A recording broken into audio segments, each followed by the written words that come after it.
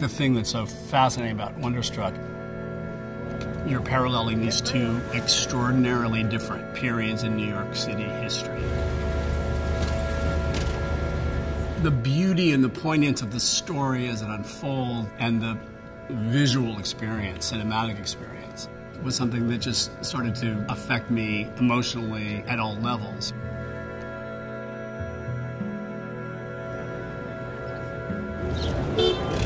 The world of the 20s was pretty segregated. It wasn't mixing of rich and poor, it just was. Our 70s world is everything sort of turned upside down, a sense of disorder. I think it's important to create an authentic, gritty look at 1970s New York City without it being a blameful depiction of a culture struggling, certainly, but a conservative era was right around the corner. Researching the Upper West Side of the 1970s was not a complicated project for me because I grew up there. When I look back at the pictures, I was surprised how much more decrepit it was than I remembered it. I kept saying more age, more trash, more rubble, and nobody believed that it was real, that it could be that way. I try to rewrite the script in images. Less aesthetic, more structure. And then we started to look at the specifics of what these worlds look like.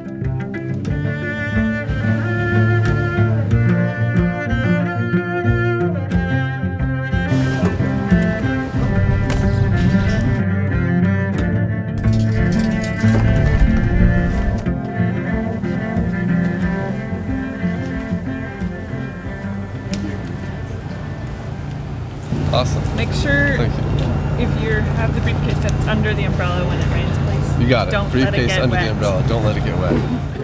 You're not supposed to do that. You have to be right there. Oh, you're kidding. The 1920s, part of the film was the period of growth where everything was on the up and there was optimism and enthusiasm compared to 77 New York, when it was probably one of the worst times the city had experienced. And of course that shows in the people. In this film, the crowd, the background really tell the story. And extras usually are the biggest challenge to get right. 20s was easier. Most people were covered up completely from head to foot. When we get to the 1970s, which is set in a heat wave, and when you look at all of the pictures and all the images of New York in that period, people are wearing hardly anything. Potential, and it's all. But it was more this, the whole thing. Oh, no, hang on. Just put it on. So we don't. So we want to mix it. That's what really sells it, is the mixtures. Now, what's happened since 1977 to now, everybody's body shape has completely changed. The challenge was getting people who physically looked right for the period. We don't just want bodies, we don't just want a crowd of numbers. Those people have to look right in the clothing. If you're going to reference a different time period, and we're playing with the language of that time period, then I want to try to be as close to that medium as possible. Those were all different textures that we played with. Black and white, film, not digital, 70s use of color.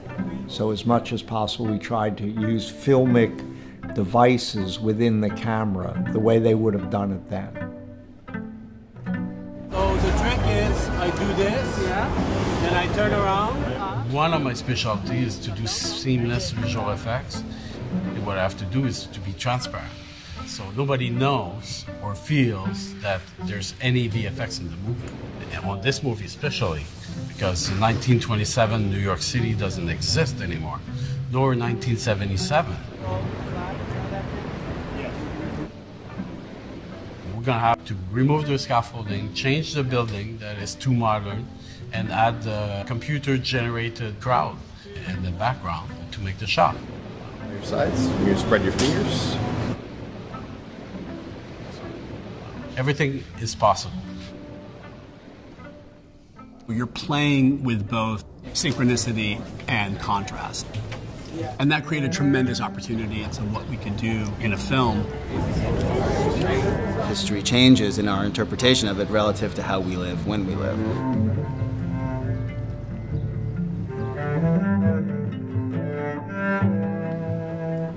It's a movie about these stories and how time can be spanned.